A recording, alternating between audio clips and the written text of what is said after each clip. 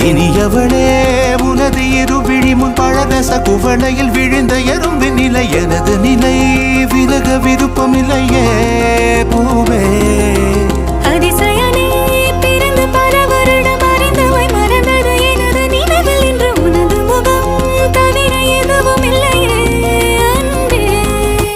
வேறாரும் வாழாத பெருவாழ்விது நினைத்தாலே மனமெங்கும் மழை தூவுது மழலையின் வாசம் போதுமே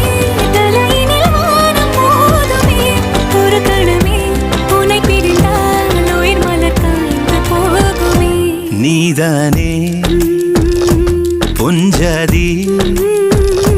நானே உன் சரிபாதி